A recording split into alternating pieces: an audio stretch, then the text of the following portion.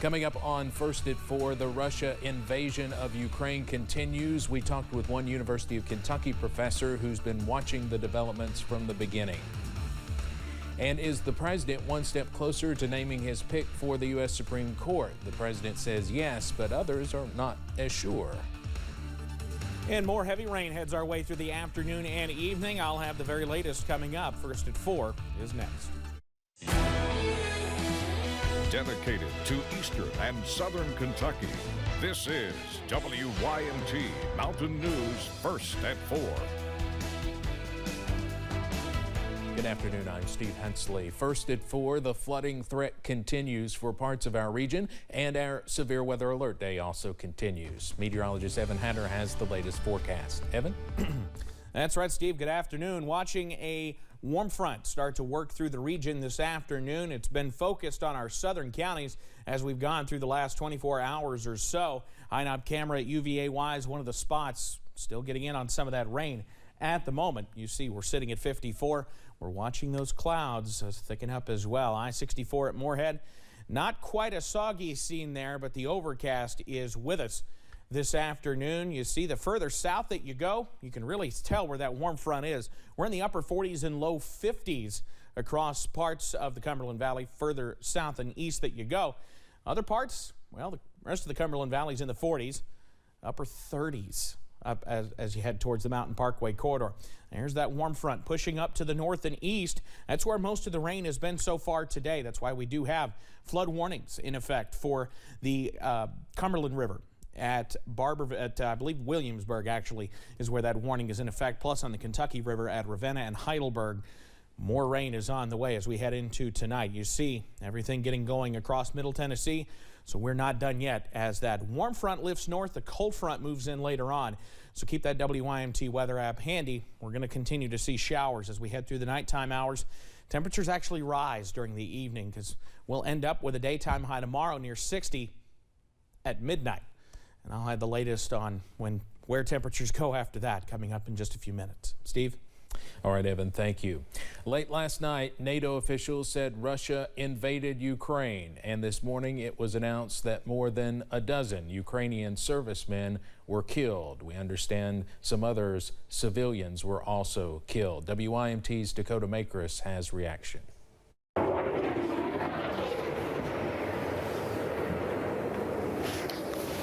That sounded like a fighter jet overhead. That was what one CBS News reporter was seeing and hearing late Wednesday night as Russia began its invasion into Ukraine.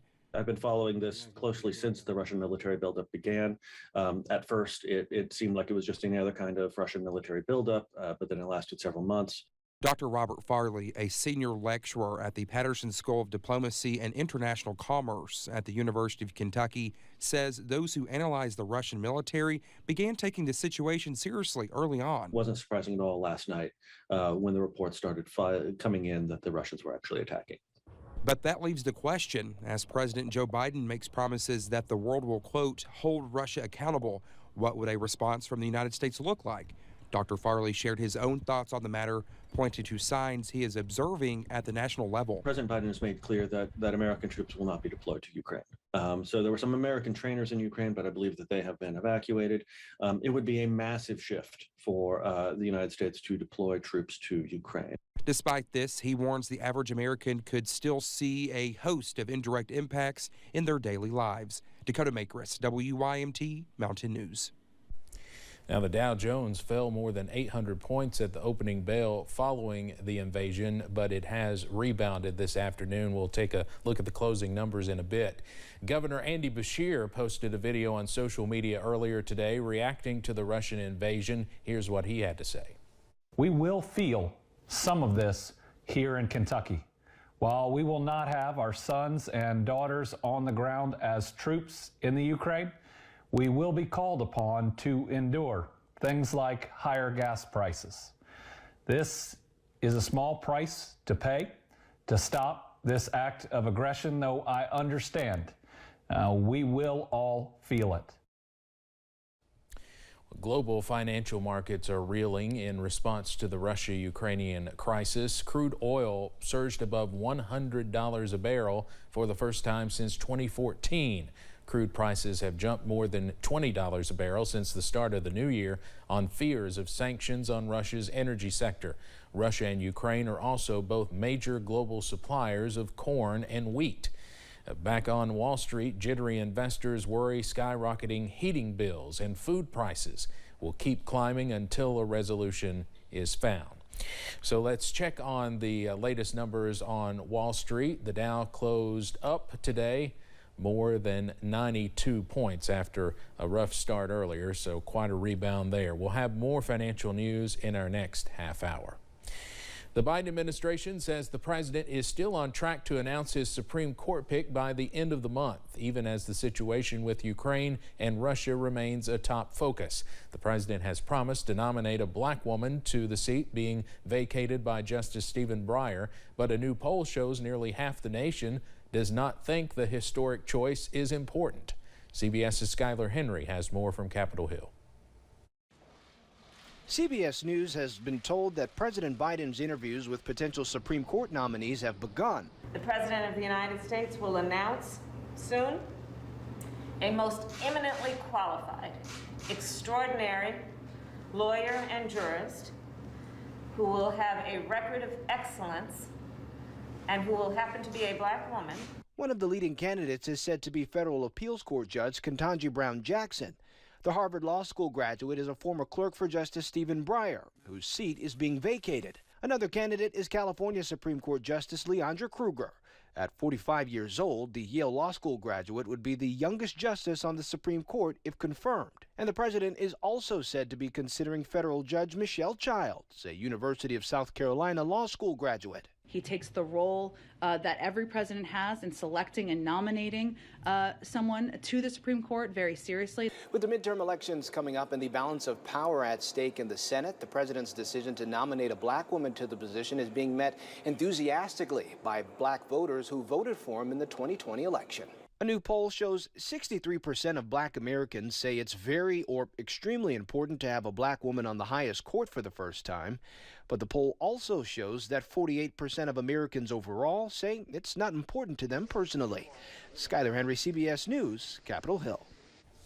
Senate Democrats have vowed to move quickly with the confirmation process once the president makes his pick, which is expected between now and Monday.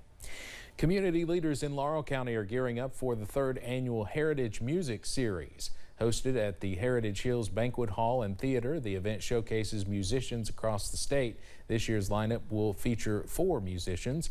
Event organizer Jessica Blankenship says they are excited to watch this year's event unfold. We're having 2 concerts on March 11th and March 4th and March 11th. March 4th, we've got Grayson Jenkins and Laurel Lewis. And then March 11th, we've got Cole Chaney and Lance Rogers. Blankenship says both shows start at 7 p.m. Tickets can be purchased on London Laurel County Tourism's website.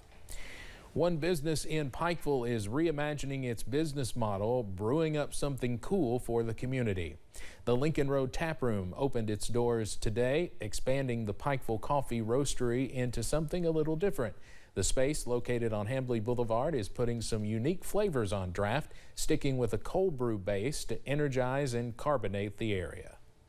My plan the whole time and my sort of vision for the company since we started day one was to have this concept of a cold brew tap room. So us making really high quality, using really high quality ingredients, brewing our own products, kegging them and serving them on draft for people to enjoy.